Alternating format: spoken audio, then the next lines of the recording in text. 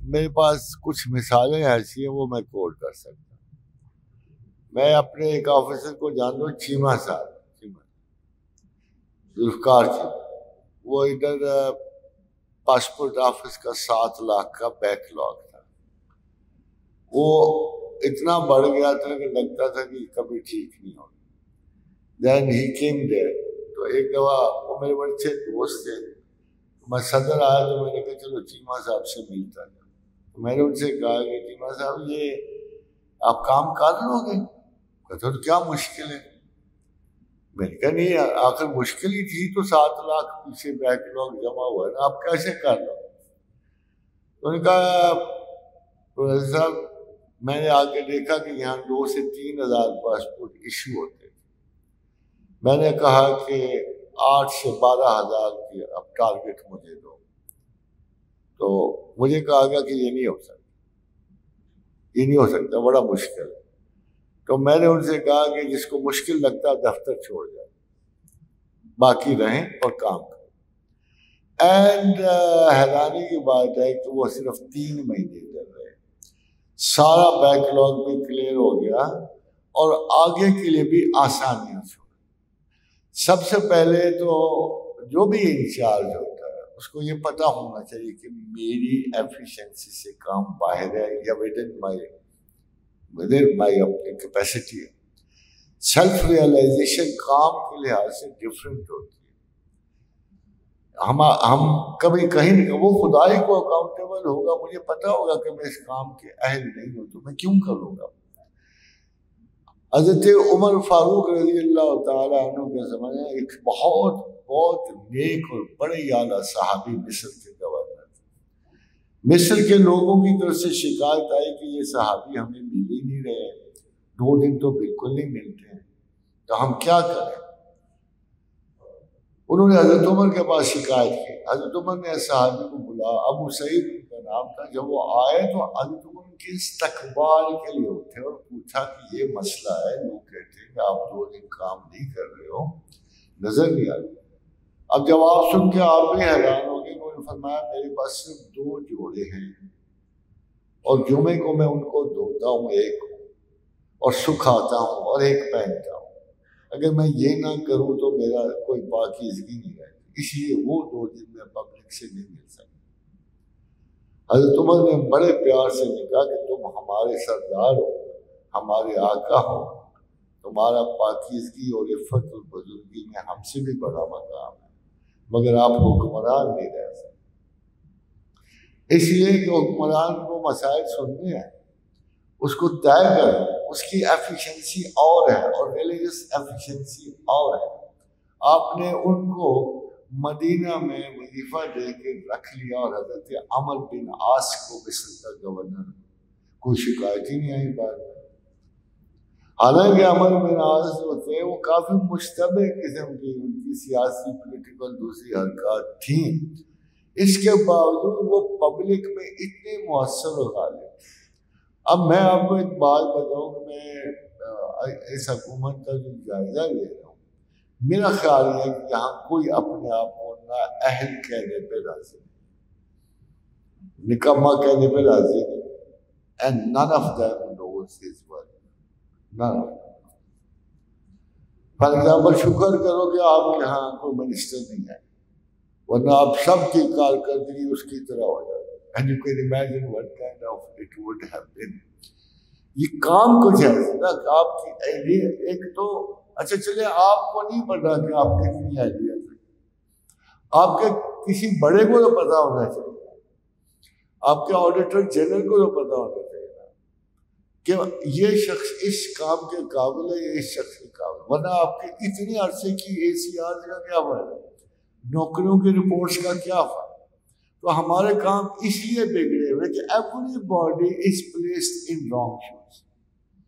یہ مسئلہ، یہ جوتے ان کے ہیں ہی نہیں جو پہنے پھرتے. اگر یہ شروع سے ہی ہے، شروع سے اگر آپ دیکھیں تو سب سے بڑا بحران اس گورنمنٹ کو یہی درد. فار ایگزامپل میں سوچتا ہوں کہ کس نے یہ مشورہ دیا ہوگا کہ آپ کو بس سرپلس کرنا ہوگا، کس نے مشورہ کہ آؤ بیچ دیں.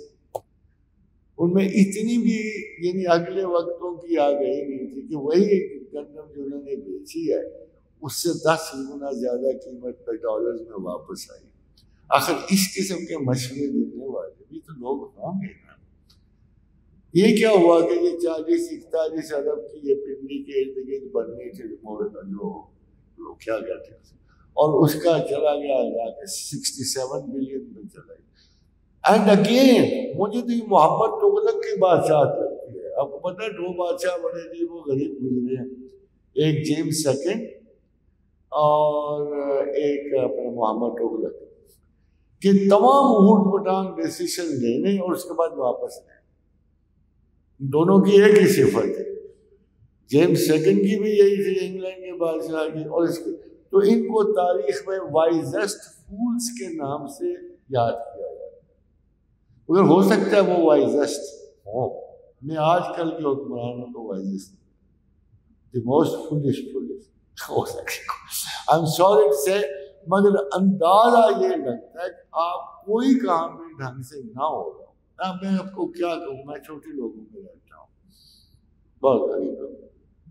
اب غریب لوگوں کا اندازہ ہمیں پتہ ہوتا ہے یہ مڈل کلاس ہے, یہ لوور مڈل کلاس ہے, یہ لوسٹ مڈل کلاس ہے. مگر وہ شریف لوگ اب دیکھا نا کوئی تک نہیں بنتے کہ آپ ایک ہی آئٹم کو بار بار بڑھا دیں. بجلی بڑھ رہی ہے, حتیٰ کہ پہلے 1-2 بندے آتے تھے پروفیسر ہم کو مدد کریں, بجلی کے بل دیں. میں کہاں سے مدد کروں, میں کون سا کماتا ہوں. پھر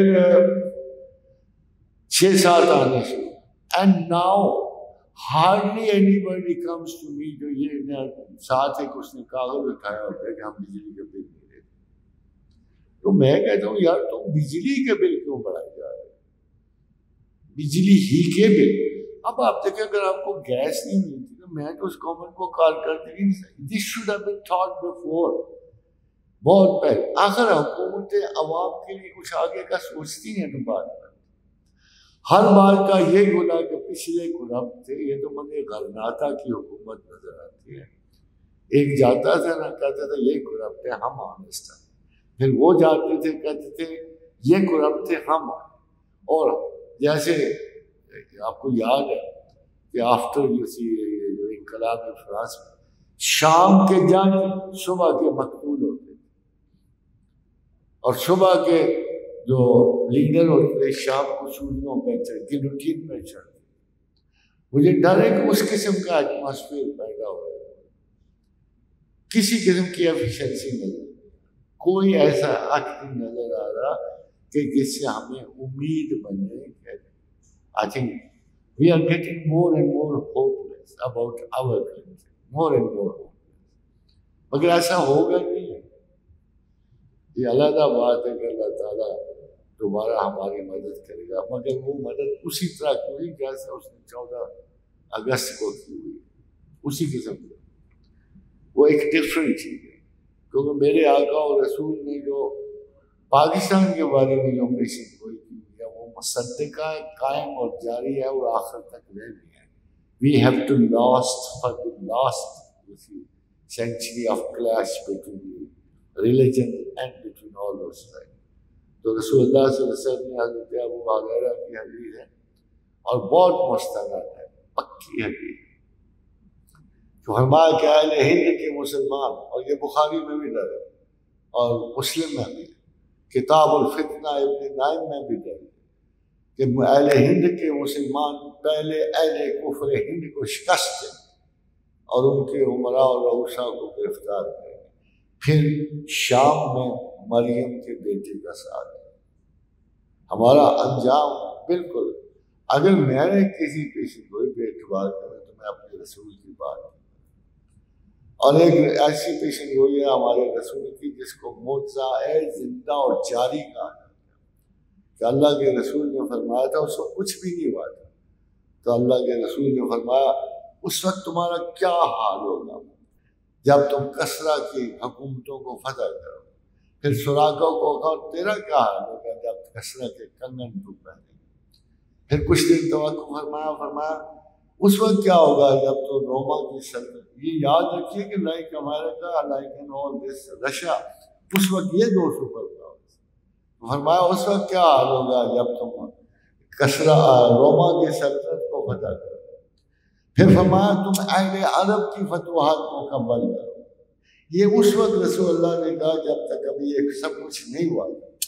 فرمایا درمیان اصل میں تمہیں ایک ایسی قوم سے واسطہ پڑے گا اور تم بڑی تکلیف اٹھاؤ جن کی آنکھیں چھوٹی اور جن کے جوتے اور ان کے لباس بالوں جیسے ہو اور یہ مانگور سے.